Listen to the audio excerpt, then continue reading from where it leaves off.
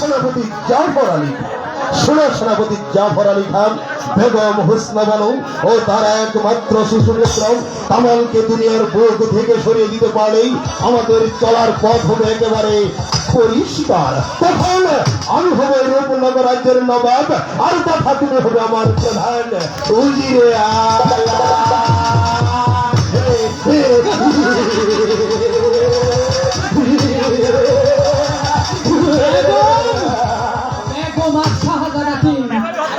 এইভাবে হত্যা করলে একটা রাজ্যে যে বিরাট যুগ সৃষ্টি হয়ে যাবে।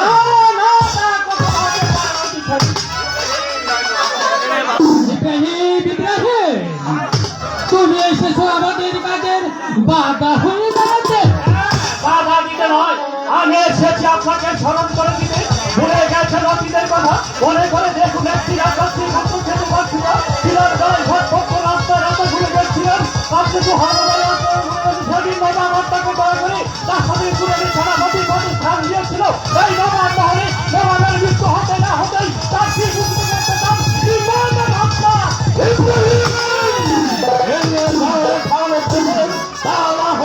তোমাকে ক্ষমা করা হবে না। প্রয়োজন হলে তোমাকে আমরা বন্ধু করতে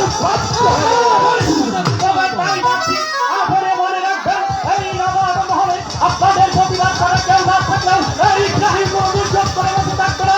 আমি জীবন যখন ওদেরকে আমি বাঁচাবো। তবে যাবার বেলা একটি কথা বলে যাচ্ছি, অত্যাচার না হয় তবে সারা বাংলার সবাই আপনারা ক্ষমা করলো। এই ইব্রাহিম কোনদিন ক্ষমা করবে না।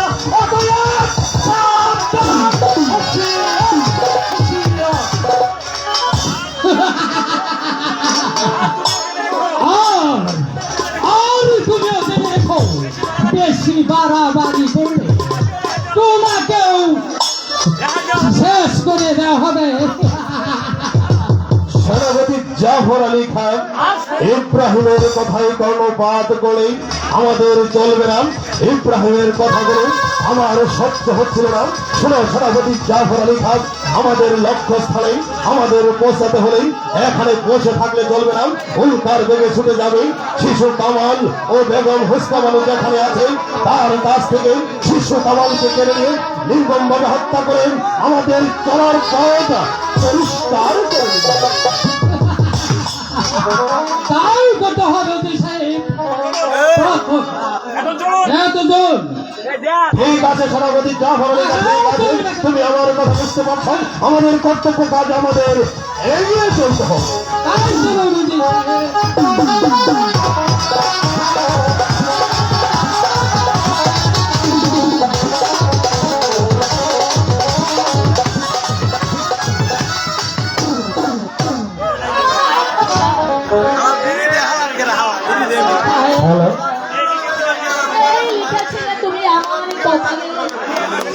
আমাকে রেখে পরম কানে চলে গেল।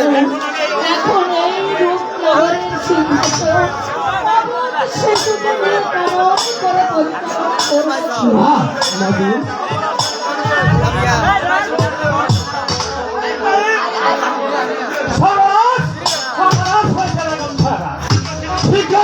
শিশু কামালকে আমি এখান থেকে পাওয়া দিয়ে গেল।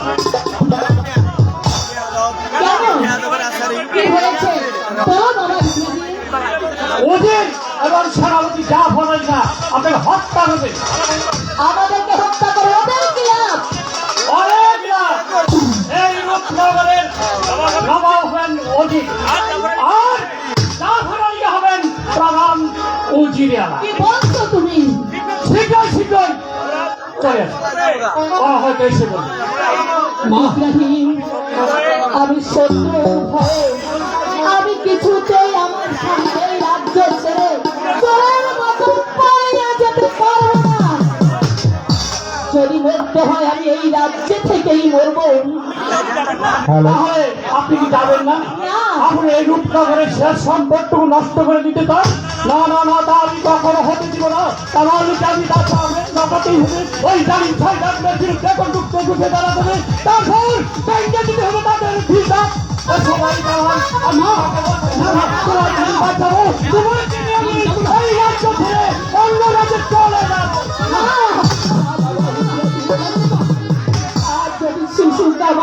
নিয়ে চলে যাও, আমি কেমন করে দেবো?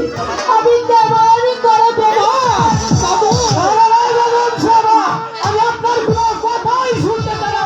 বিদায়, বিদায়, বিদায়, বিদায়।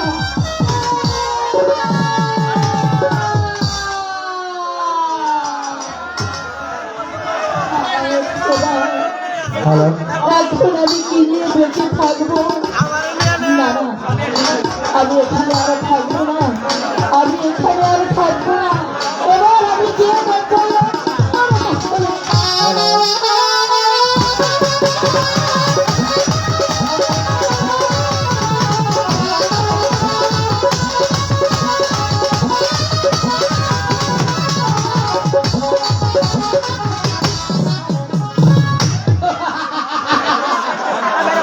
হত্যা, নির্মম হত্যা।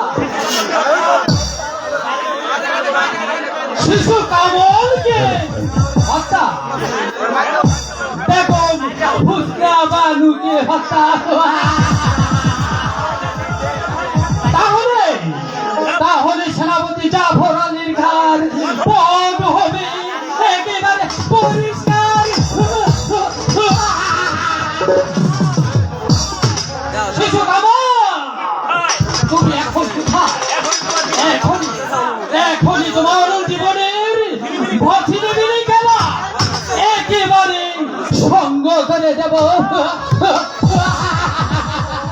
না, হবে না, হবে না সেনাপতি জাফর আলী খান, তোমার আমার স্বপ্ন বাস্তবে পরিণত হবে না। কেন কেন উদিত সাহেব? পালিয়ে গেছে বলেন রাতের অন্ধকারে ওই শয়তান ইব্রাহিম শিশু কামালকে নিয়ে পালিয়ে গেছে। পালিয়ে গেছে? আশ্চর্য, শত শত পাহারা থাকা সত্ত্বেও কেমন করে সেনাপতি বসুরা পালিয়ে যেতে সময় পহর। আমি তো তাই ভাবছি সেনাপতি জাফর আলী খান শত শত পাহারা থাকা সত্ত্বেও কেমন করে শয়তান ইব্রাহিম পালিয়ে গেল। আমাদের ভক্ত সেদিনে বোর হয়ে গিয়েছিল শিশু কামালের পরিবর্তে সেই দিন ইব্রাহিমকে আমাদের বন্দী করা উচিত ছিল। শোনো সেনাপতি জাফর আলী খান, আমি তোমাকে আদেশ প্রদান করলাম এই মুহূর্তে উল্টার বেগে ছুটে যাবেন শিশু কামাল ও ইব্রাহিমের সন্ধানে সমস্ত শহর বন্দর গ্রামগঞ্জ ধন্য ধন্য করে খুঁজে বের করেন আমার চোখের সম্মুখে হাজির করবেন, তারপর নির্মম হত্যা করেন আমাদের চলার পথ আমি পরিষ্কার করে দেব। এই ব্যাপারে আপনি নিশ্চিত থাকুন উদিত সাহেব।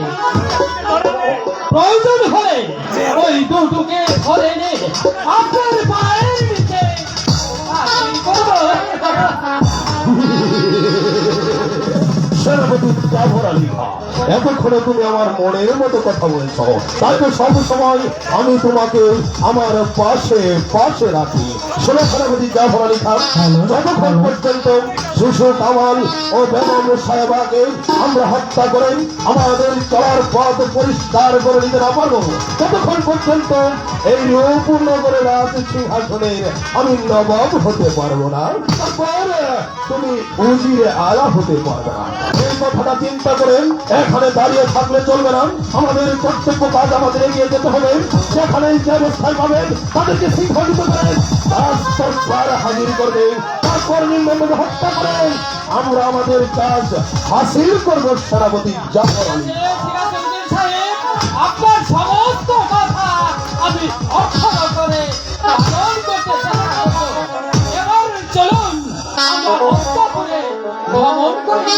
ঠিক আছে সেনাপতি জাফর আলী খান, এই মুহূর্তে আমাদের কর্তব্য কাজের জন্য আমরা এই দিয়ে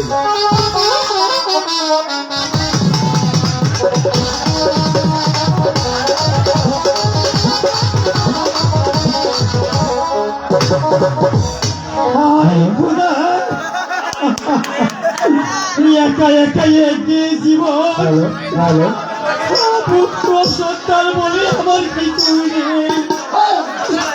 ভাই খোদা, আমি এগিয়ে জীবন কেমন করে কাটে যাবো খোদা? তুমি তুমি তুমি আমাকে কি উপায় করে দাও খোদা, কি উপায় করে দাও।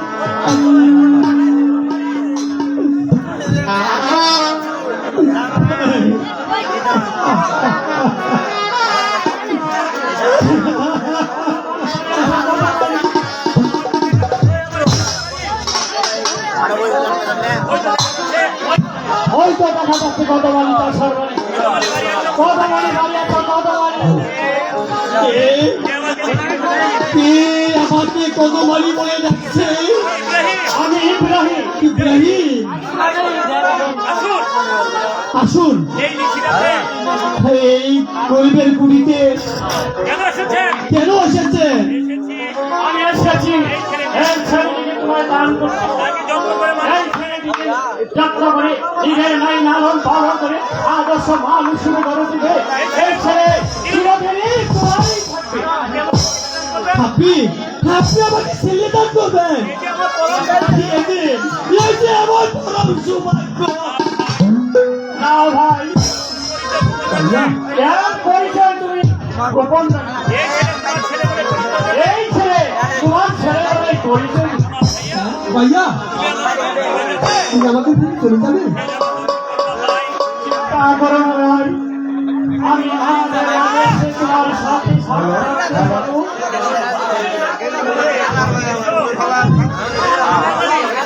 এসো এসো বাবা, আমার কাছে এসো। ওই যে দেখো, ওই যে দেখো, ওই ডালিম গাছে দুটি পাখি দেখো, ওই ওই ওই যে দেখো।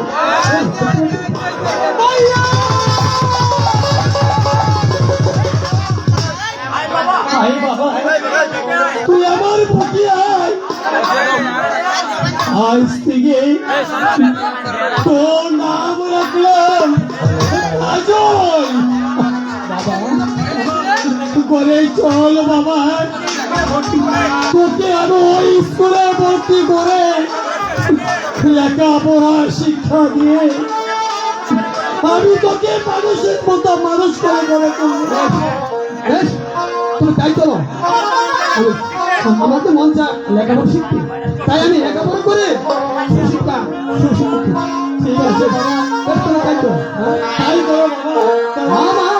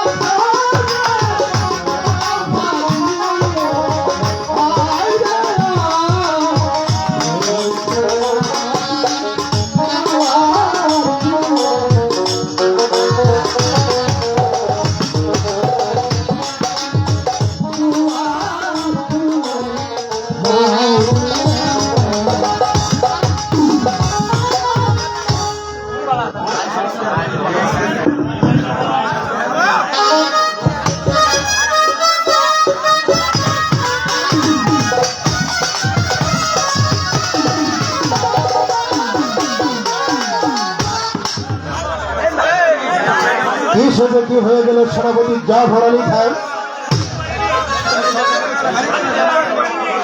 আমি তো ভাবতেও পারিনি সেনাপতি জাফর আলী খান।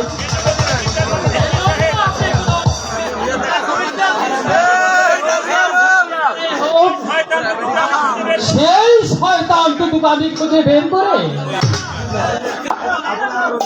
তারপর আপনার সামনে হাজির করব।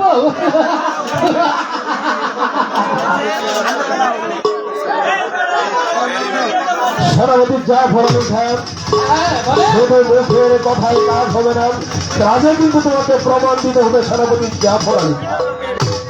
আপনি এ ব্যাপারে নিশ্চিন্ত থাকুন, আমার যত সম্ভব সাধ্য হবে আমি আমার কর্মকাণ্ড চালিয়ে যাব। হ্যালো, তার কখনো হবে না। ওই মেহেরবান খোদা যার ভাগ্যে মৃত্যু লেখেনি, শত চেষ্টা করে তোমরা তাকে হত্যা করতে পারবে না। এই ব্যাপারে আপনি নিশ্চিন্ত থাকুন সাহেব সাহেবা। কেন আপনি বলতে নাই সেনাপতি সাহেব? এর প্রতিদান দিতে এর অর্থ ওই মেহেরবান খোদা যার ভাগ্যে মৃত্যু লেখেনি, শত চেষ্টা করো তোমরা তাকে কিছুতেই মারতে পারবে না। তাই শিশু কামাল আর জল্লাদের হাত থেকে পেয়েছে মুক্তি।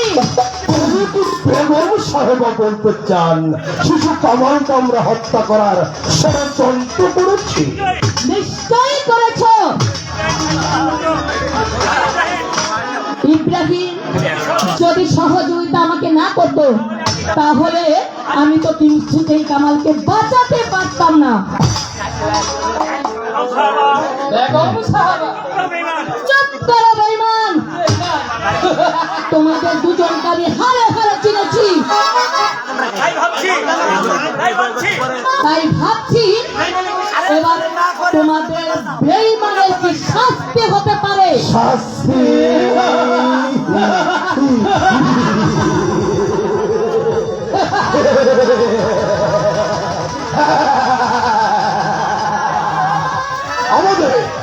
আমাদেরকে শাস্তি দেবে বেগম সাহেবা।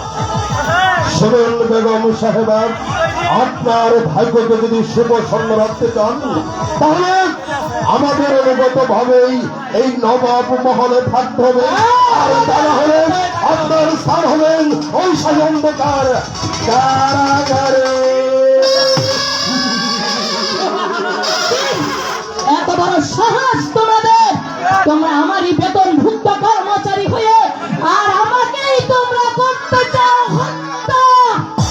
বেঈমান, এই গেছিস, প্রহরীকে পাঠিয়ে দে। কেউ নেই, আপনাকে আজ আর কেউ সারা দেবে না বেগম সাহেবা।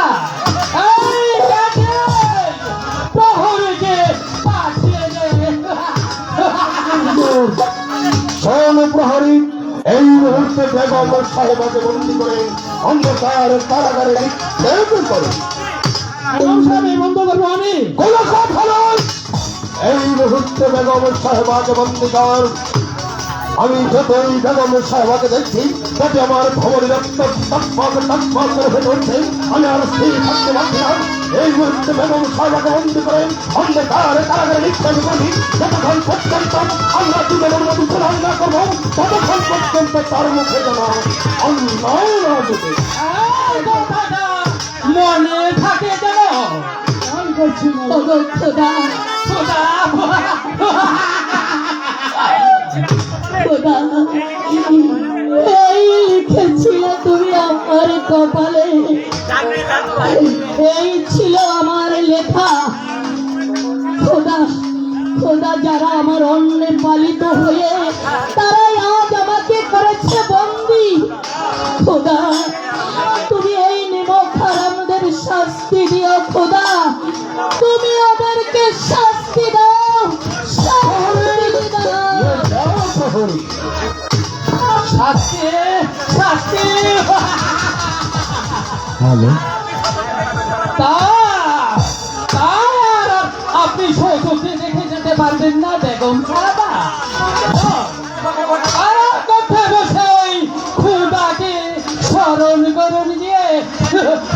হ্যালো হ্যালো সেনাপতি জাফর আলী খান, তুমি কি ভুলে গেছো একটি কথা? বলুন উজির সাহেব। তাহলে শোনো সেনাপতি জাফর আলী খান, এই মুহূর্তে বেগম সাহেবা কারাগারে বন্দী, শিশু কামাল ও ইব্রাহিম নিরুদ্দেশ। বুঝতেই তো পারছো কিছুদিন পর আমি হবো এই রূপনগর রাজ্যের নবাব, আর কথা তুমি হবে আমার প্রধান উজির আলা। এই সুযোগে কিছু আনন্দ ফুটির আয়োজন করা যায় না? আপনি কোনো চিন্তা করবেন না। ছোড়া, বাইটি, আর নর্তকীর দিবি দিবি শুনে এই মনোরঞ্জন আসলে একেবারে আনন্দ হয়ে দেখলো। ঠিক আছে সেনাপতি জাফর আলী খান, তাদের নুপুরের জঙ্কারে আমাদের মনটা তার আনন্দে পরিতৃপ্ত চায়। এই গেছিস বাইটি দেরি দরবারে পাঠানোর ব্যবস্থা করো।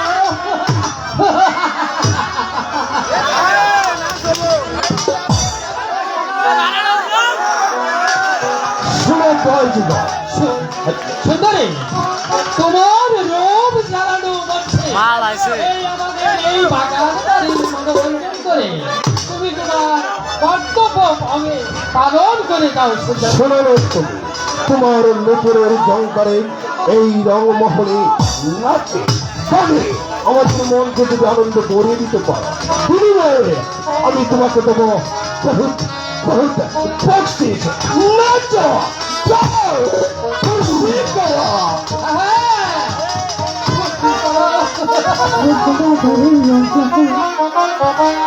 রূপনা ধরেন রাজা তুমি এত ভাবি সাজা রাগে ভব করে সোনা রাজা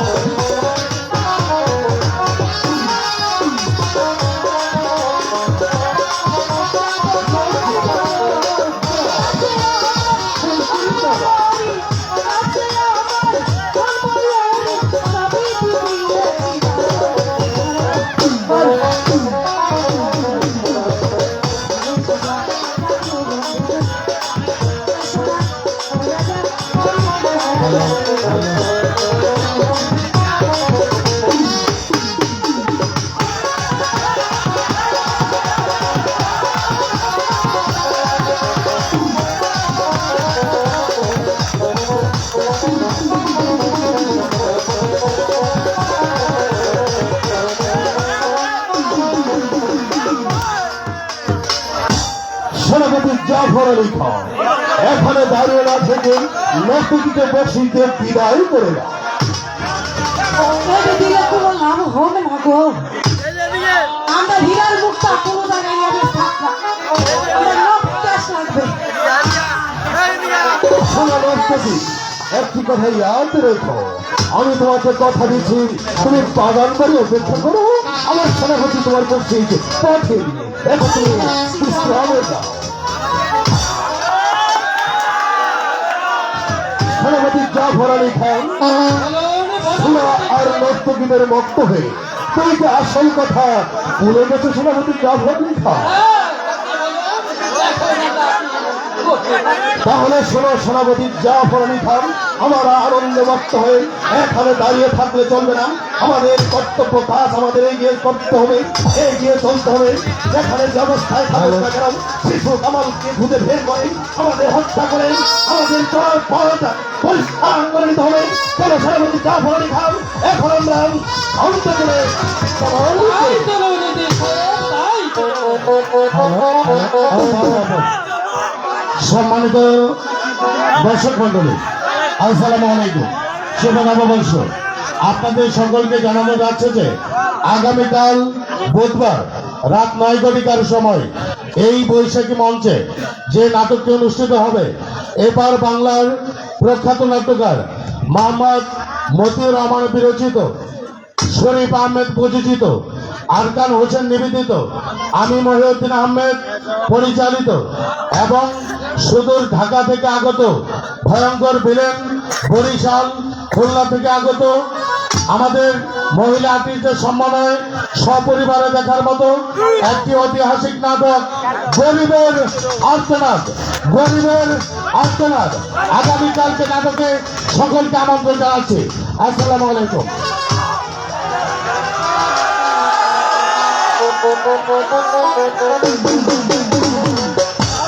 হ্যালো, কাজল এই ছেলেটি গেল কোথায়?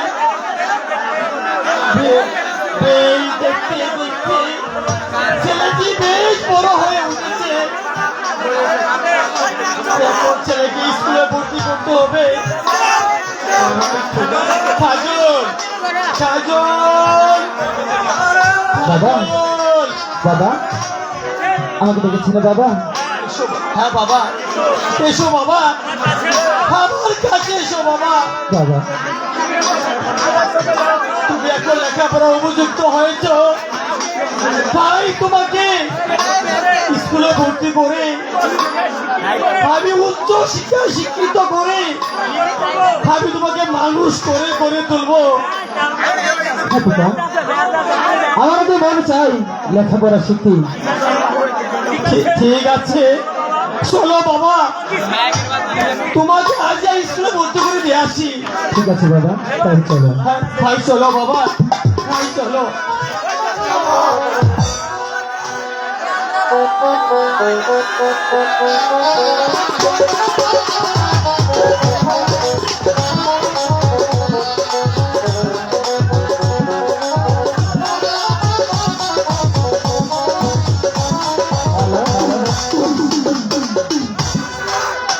হ্যালো, বাংলাদেশের সরকার নতুন অফিস বসাইছে, মায়া লোকের চাকরি দিল পরিবার পরিকল্পনা, আইরে মৌলার ঘটনা শুনে তাদের ঠিকানা, আমি দেখলে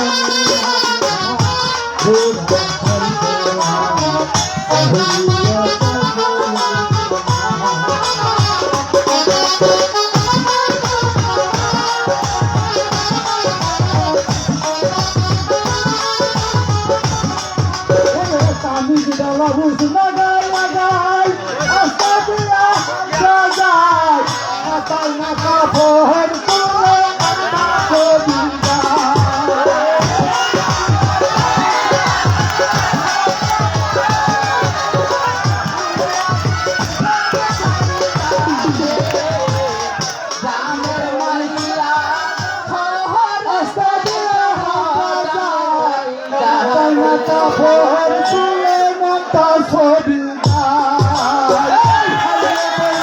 না শূন্যতা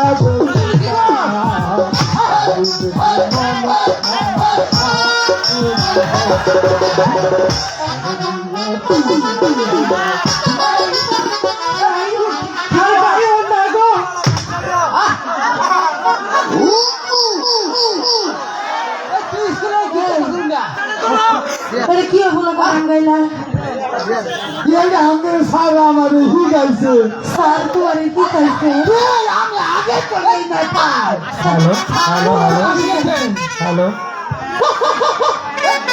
স্যার ভালো শিখায় ও তাইলে মনে হয় মেলা বাবু স্যার না আমি আগে পাই এই স্যারটা বাইলে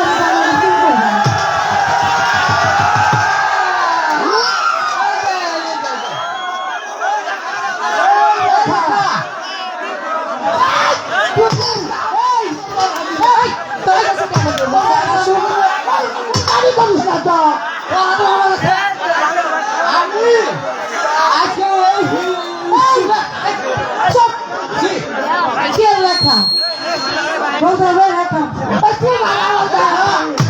বাংলা সাবা তোমার ঠিক আছে না তুই উদা হবে হ্যাঁ আমার কাছে আরো সাবা দেবো কেন আমি তোমার মাস্টার এসে বসি আমি তোমার পুলিশ করার হেড মাস্টার আজকে তোমার কাছে পড়া দেব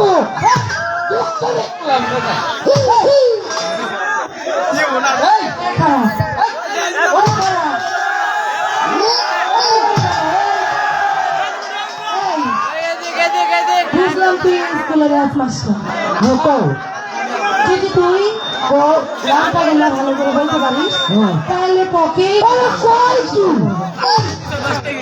যেমন তোমার তার নাম নাই যে এই আমি না পাই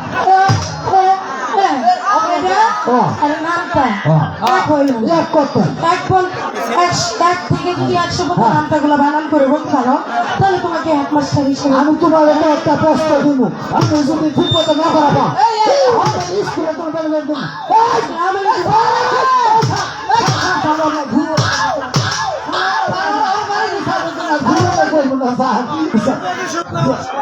এটা হাতে নেই হাতে করে দেন শুনলাম না কিছু স্যার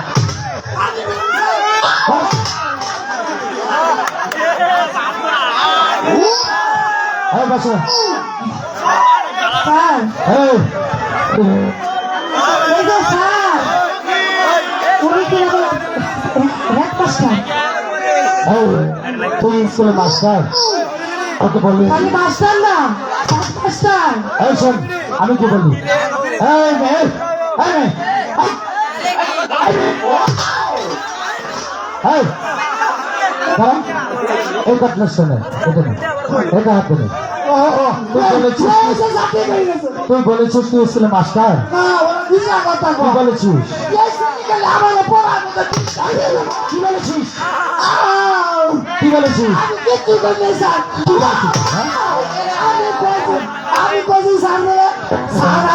এখানে দাঁড়া এখানে দাঁড়া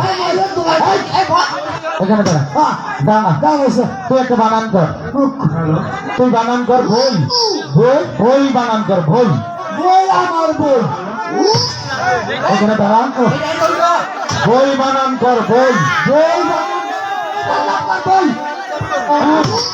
বই বানান কর বই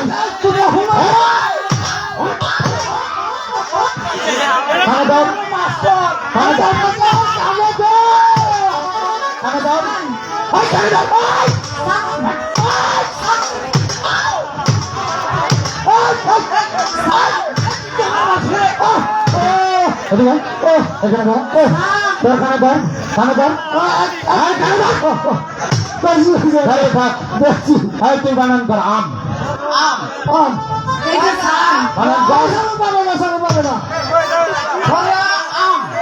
আম বানান কর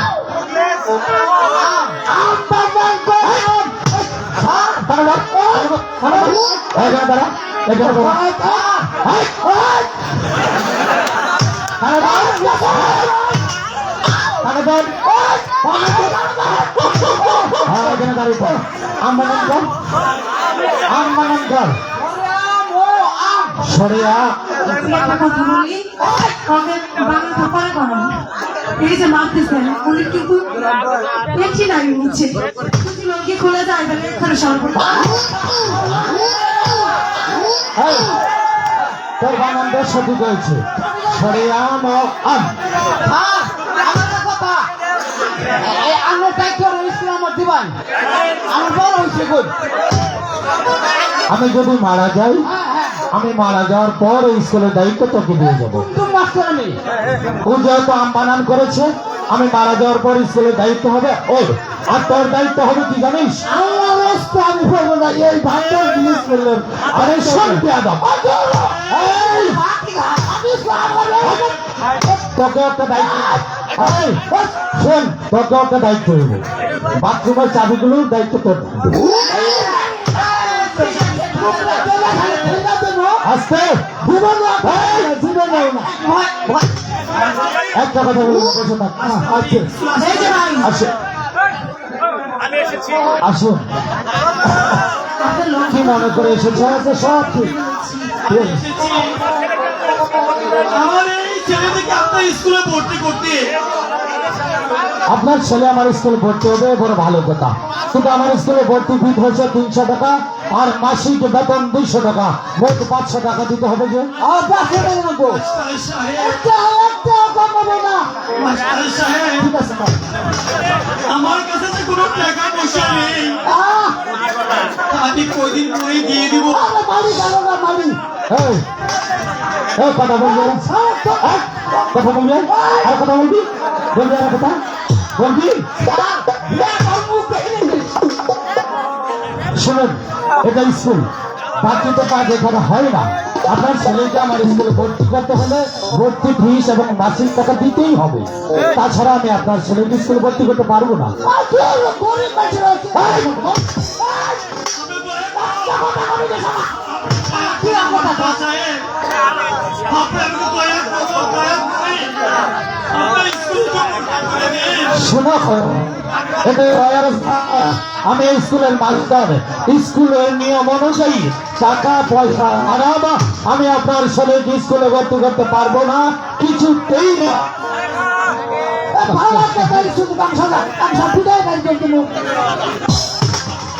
মাস্টার মশাই আমাকে দয়া করি আপনার স্কুলে ভর্তি করে দিই শোনো বালক তোমাদের মতো গরিবের লেখাপড়ার কোনো প্রয়োজন নেই মাঠে গিয়ে কাজ করে পেট পরে ভাত খাও আমি তোমাকে বলছি টাকা পয়সা ছাড়া এই স্কুলে তোমাকে আমি ভর্তি করবো না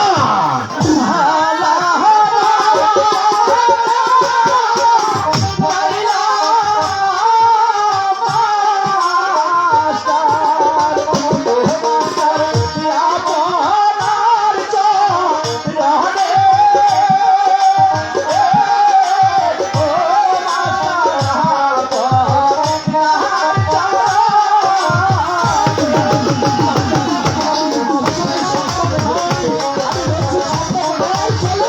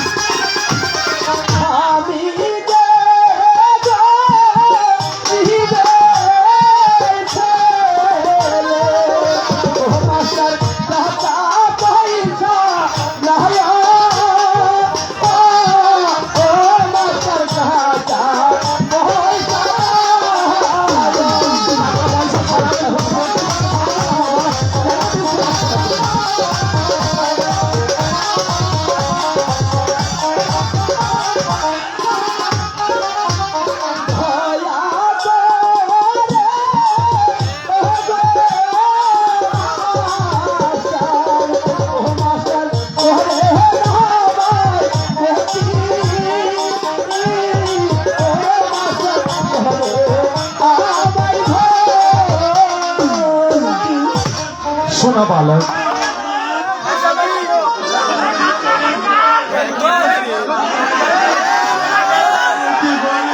শোনো কদমালি, শোনো বালক, আমি তোমাদেরকে পূর্বেই বলেছি যে টাকা পয়সা ছাড়া আমি তোমাকে স্কুলে ভর্তি করতে পারবো না বালক। তাই অযথা সময় নষ্ট না করে স্কুল থেকে চলে যাও।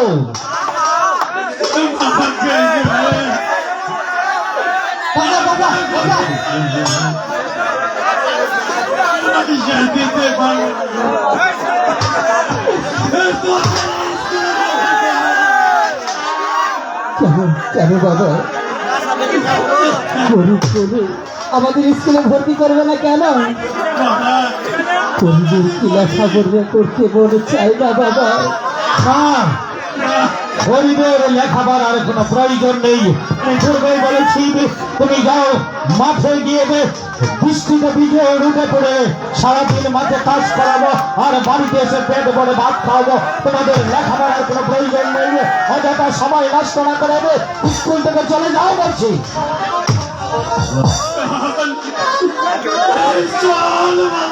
দাঁড়া এই ছেলেটিকে আপনি স্কুলে ভর্তি করে দিন। গরিব হলেও সেও তো মানুষ, তারা তো মন চাই লেখাপড়া শিখতে চায়। লেখা গরিবদের কোনোদিন লেখাপড়া হয় না রেখা। রীতিমতো স্কুলের খরচ এবং বইয়ের পয়সা জোগাড় করতে পারবে না, তাই ওদের লেখাপড়ার কোনো প্রয়োজন নেই। এই ছেলেটির ভর্তির ফিস ও যাবতীয় খরচ আমি আপনাকে দেবো। তাহলে কি তুমি যদি ভর্তি ফিস আর মাসিক বেতন দাও তাহলে অবশ্যই ছেলেটিকে আমি ভর্তি করে নেবো। এই নিন স্যার। ঠিক আছে, তোমার নাম কি যুবক? আমার নাম কাজল।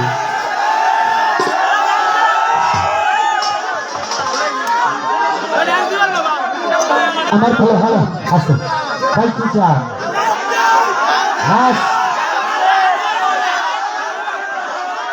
নাচের সময় হলে নাচ দেবো। হাউ হাউ করলে তো আর হবে না ভাই, নাচের সময় অবশ্যই নাচ দেবো।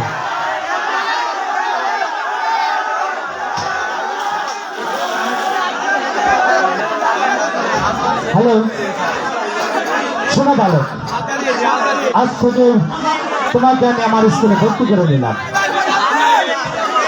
আগামীকাল থেকে নিয়মিত তুমি স্কুলে আসবে, ঠিক আছে? ঠিক আছে স্যার। জানতো আজ থেকে এই কাজ হলো তোদের খেলার সাথী, তোদের বন্ধু, তোদের সাথে স্কুলে লেখাপড়া করবে, ঠিক আছে?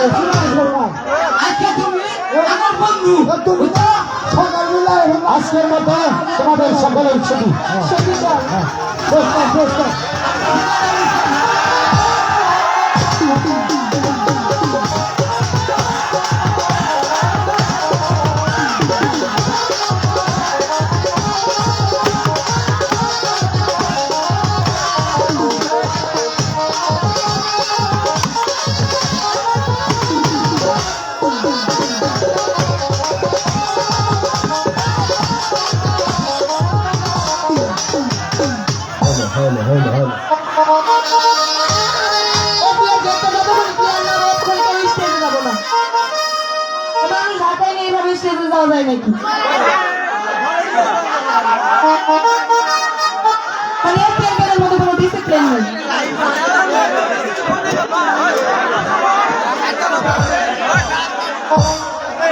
সবাই ফলো এবং সাবস্ক্রাইব করে দিবেন।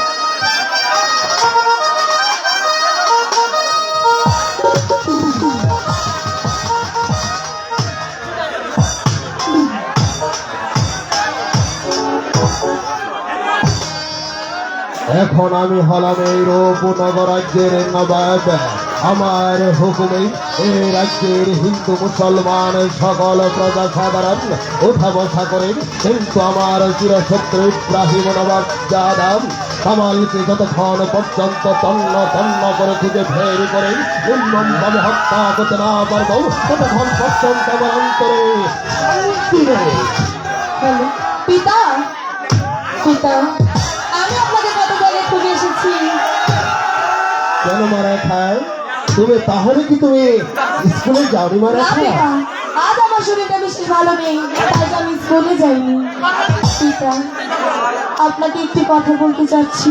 বলো মা রেখা, তুমি একটি কথা কেন? তুমি আমার একমাত্র কন্যা, নয়নের মণি, কলিজার টুকরা মা রেখা। তুমি কথা বলতে চাইলে তোমার যতগুলো কথা প্রয়োজন তুমি আমার কাছে বলতে পারো মা রেখা। আমি মনে মনে স্থির করেছি আমি আগে একটু পূর্ববেলা যাবো। কেন মা রেখা? তুমি আমার একমাত্র সন্তান, নয়নের মণি, কলিজার টুকরা। হঠাৎ করে সাত সকালে তুমি কোন জবনে বেড়াতে যেতে পারো না, আমি আর অনুমতি দিতে পারি না মা রেখা। সকাল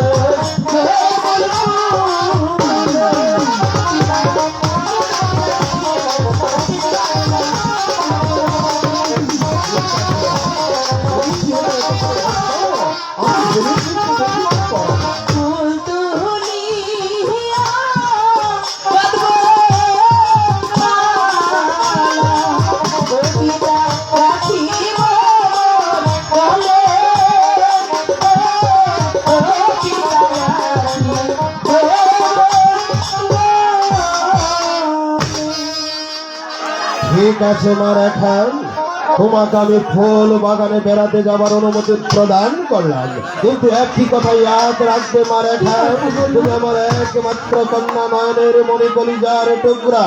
হঠাৎ করে তুমি ফুল বাগানে কুঞ্জবনে বেড়াতে যাবে, কিন্তু একটি শর্ত রয়েছে, তুমি একা যেতে পারবে না, তোমার সখীদের সঙ্গে করে নিয়ে যাবে। এটা হচ্ছে আমার হয়। ঠিক আছে পিতা, আমি এই যাবো আর আসবো, আর সখীদেরকে সঙ্গে নিয়ে যাবো। এবার আমি আসি। ঠিক আছে মা, তুমি যেতে ঠিক পারো। আছে।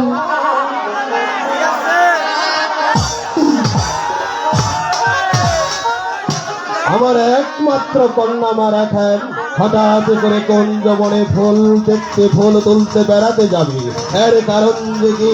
এর কারণ আমি কিছুই বুঝতে পারছি না। হঠাৎ করে আমার একমাত্র কন্যা দেখা যাবে ফুল বাগানে বেড়াতে। এর কারণ আমাকে উদ্ঘাটন করতে হবে, এর কারণ আমাকে উদ্ঘাটন করতে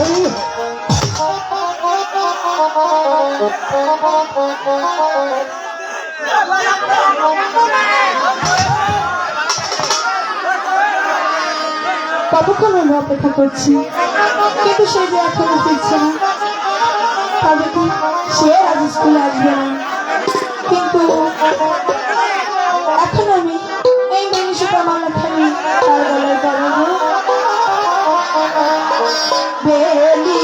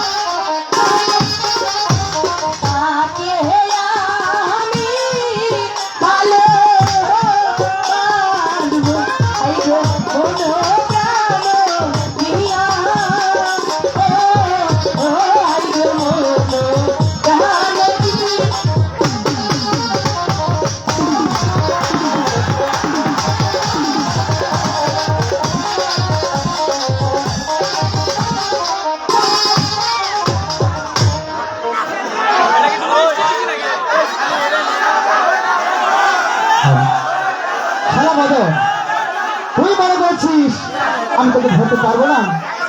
একবার যদি তোকে ধরতে পারি তাহলে দেখাবো কানামাটি খেলা কত মজা। কোথায় কোথায় খেলা মজা? আরে মদন, মদন, এ মদন, মদন,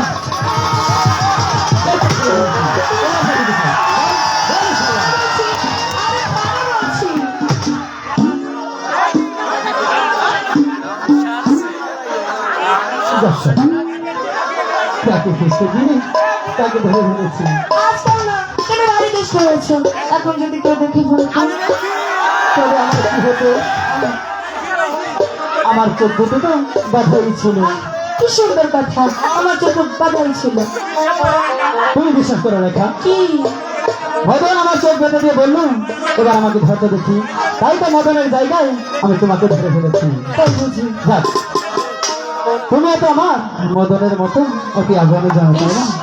তোমার আপনজনতে আমার বয়ে গেছে। আচ্ছা রে,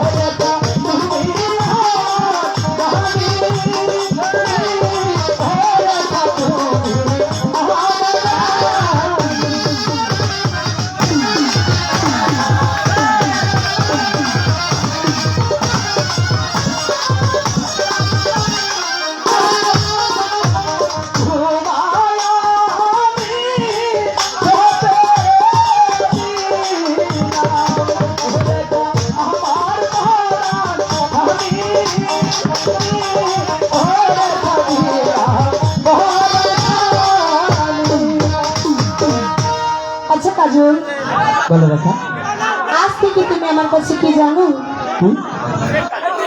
আমার চোখের কাজল। আর আজ থেকে তুমি আমার কি হৃদয়ের রেখা রেখা। আচ্ছা একটু কথা জিজ্ঞেস করি। বলো না, বলো না, আমি তোমার কাছে কি? তুমি আমার কাছে কি হ্যাঁ বলবো? বলো। ও তুমি হাজার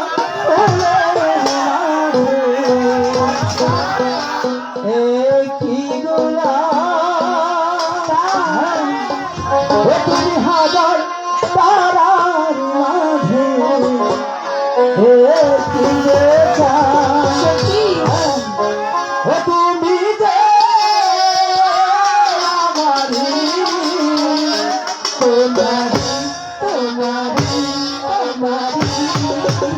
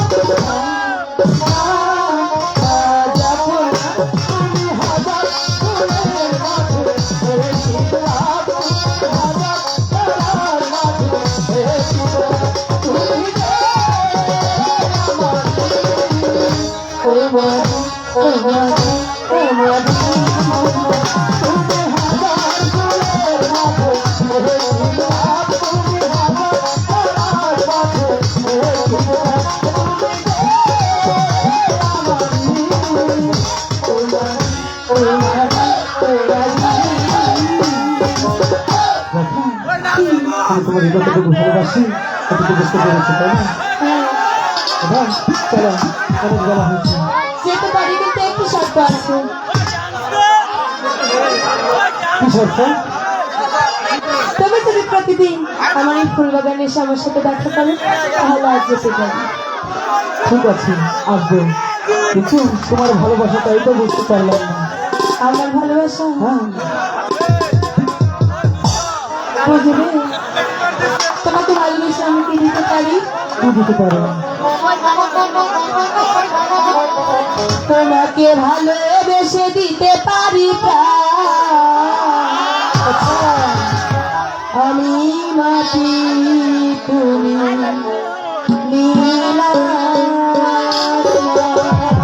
তাই বুঝি? বুঝতে পেরেছি? হ্যাঁ, তোমাকে ভালোবেসে দিতে পারি প্রাণ।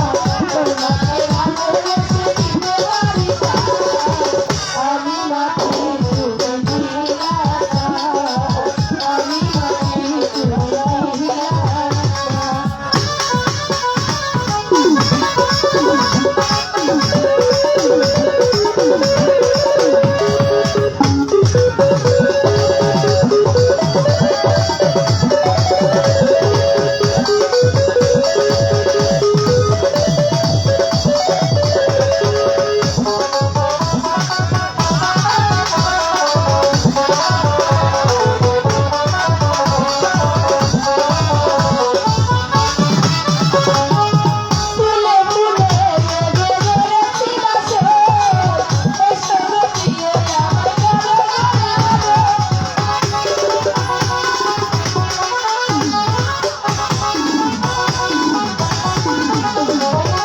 ফুলে ফুলে বেড়েছি বাসে, এসো দিয়ে আমার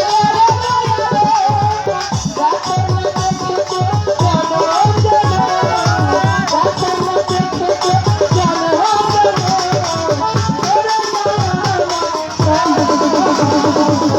আমি মাটি, তুমি নীল আকাশ। আমি মাটি, তুমি নীল আকাশ।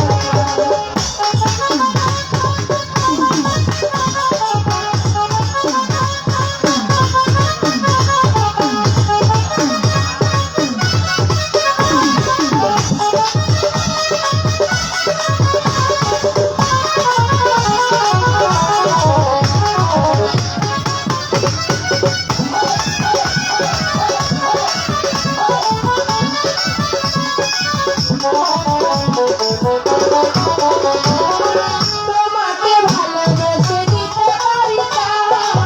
তুমি যে সুখের আশা, তুমি আমার প্রাণ।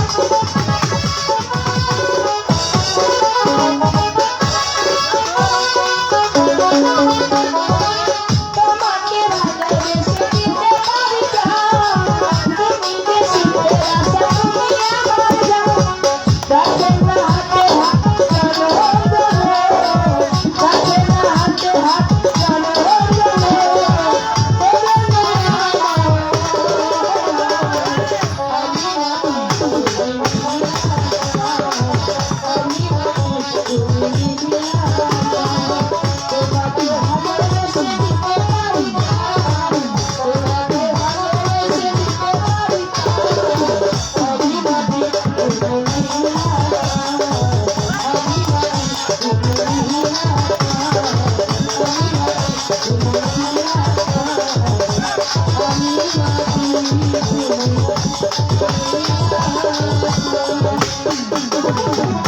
এবার বুঝতে পারলাম তোমার ভালোবাসা।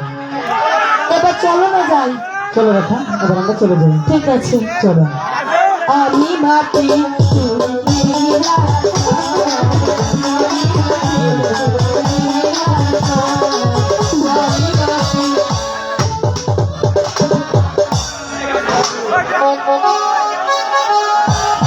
কেমন ফলো দিতে বলবেন না। হ্যালো,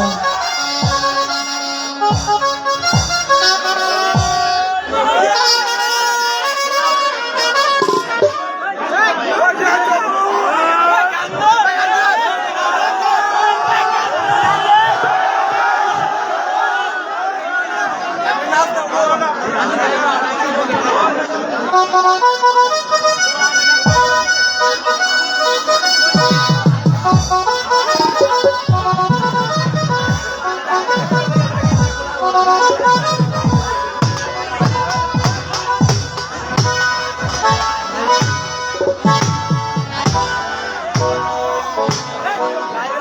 ওমর খান, নবাবজাদা ইব্রাহিমের কোন সংবাদ তুমি জানো? না জাহাপানা, আমি চতুর্দিকে গুপ্তচর পাঠিয়েছিলাম, কিন্তু কিন্তু আজ পর্যন্ত কোনো সংবাদ পেলাম না। জাফর আলী খান, তুমি রাজ্যের চতুর্দিকে গুপ্তচর পাঠিয়েছ, এখনো পর্যন্ত তুমি সংবাদ জানতে পারলে না।